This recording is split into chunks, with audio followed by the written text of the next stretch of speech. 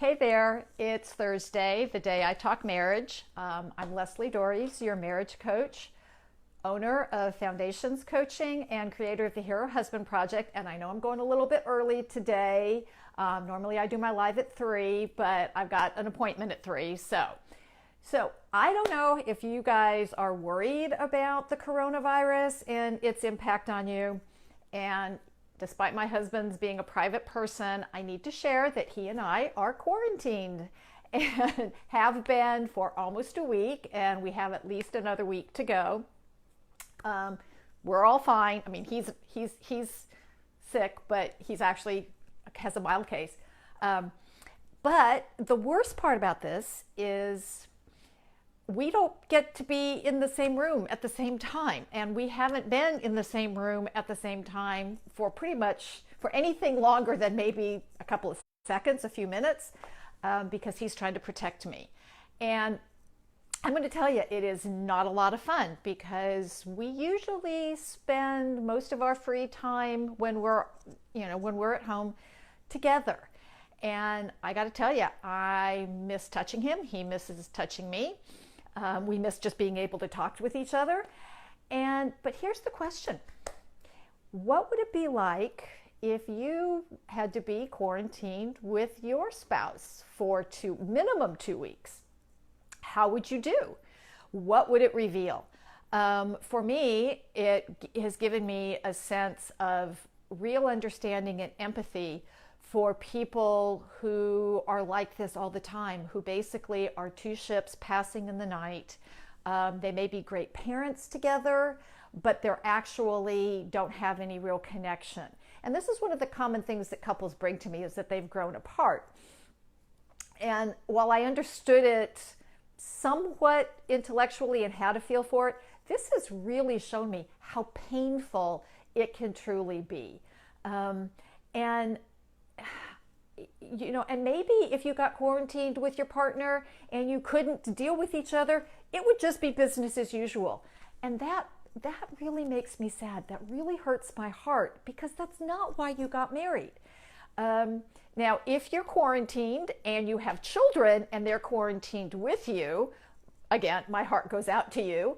But that also allows for a lot of distraction because probably you're focused on keeping your kids safe and I got to tell you, trying to stay away from your kids would be a real tough thing.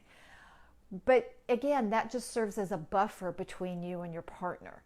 And if that's not something that you want, but you've kind of gotten used to, then you might want to rethink that.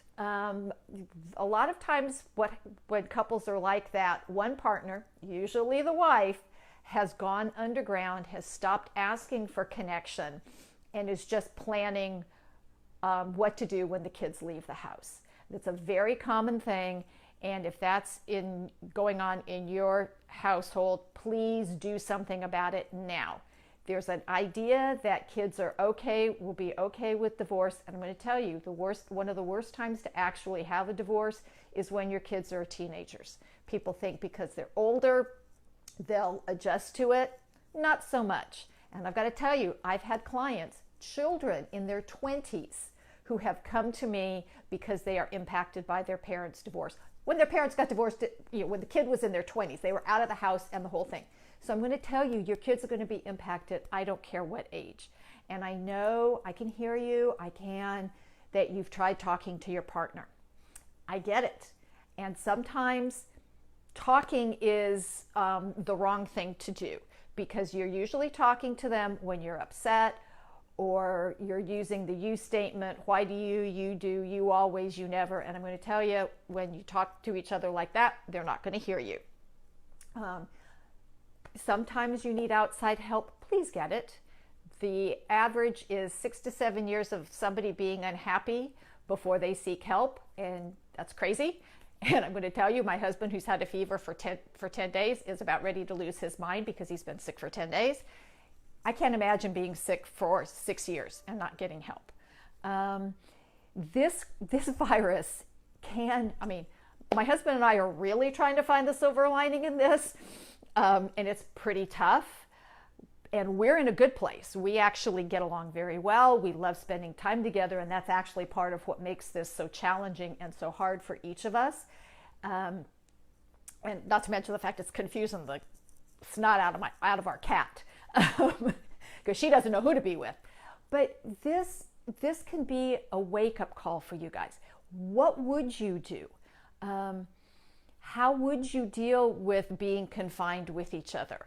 And for some people, I know that's a terrifying feeling. And if that's you, I beg you, please, please, please, please do something about it, because it doesn't have to stay that way.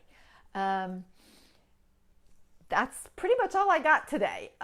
So let me know what your thoughts are about this, and let me know especially if being confined with your partner for an extended period of time makes you break out in hives or otherwise upsets you. Please let me know, because you don't have to stay this way. And so what I want you guys to do, keep washing your hands, stay healthy, and until next week, stay loving.